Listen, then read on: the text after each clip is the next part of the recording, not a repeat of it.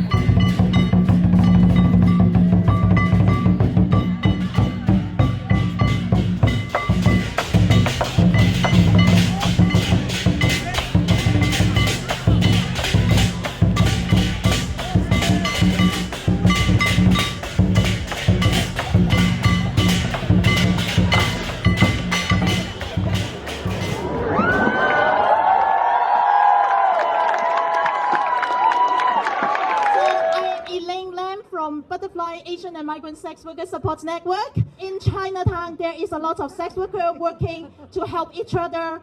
And there are a lot of Chinese massage workers also provide healing, wellness for many people.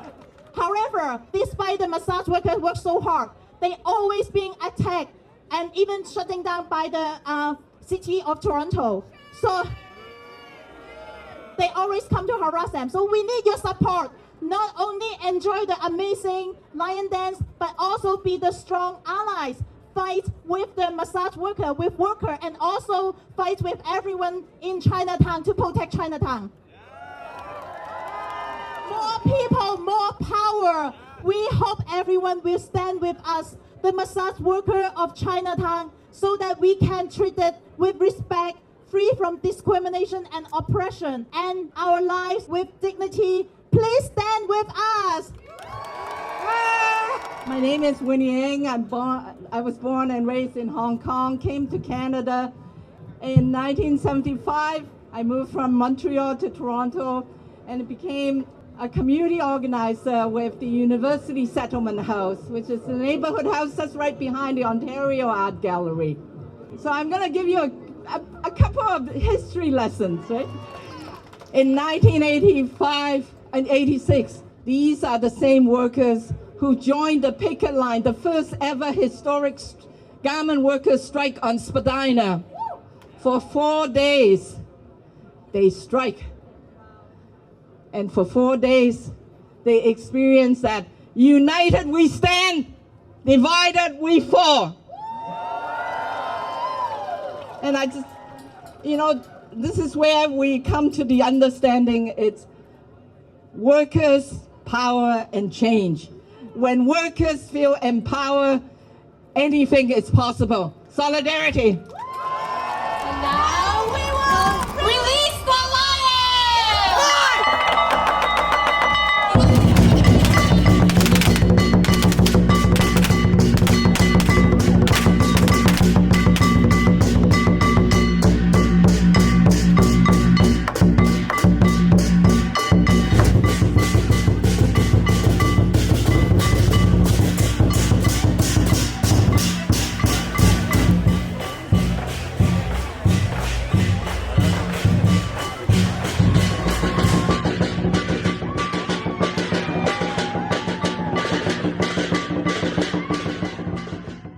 I grew up in this Chinatown, and today I am a community organizer. To quote philosopher, sociologist, and anthropologist Alexis Shotwell, history matters, and when that history involves resistance to systemic harm, it matters to defend our current capacities to remember that history. When they first arrived, my family benefited from the safety net that is Chinatown. But only as an adult did I understand the how and the why Chinatown exists.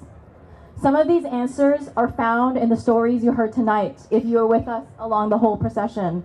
These are the types of stories we collectively need to remember. To know the history is to know that Chinatown is an example of mutual aid at its best. A coming together of community to fight for the rights of those most vulnerable, who organize together against systemic discrimination. We remember not to indulge in the dreamy longings of nostalgia, but so that we can be moved to shape the future. So learn the history, practice telling the history, and make history. I'm so pleased to introduce to you the Chinatown Community Lion Dance Group.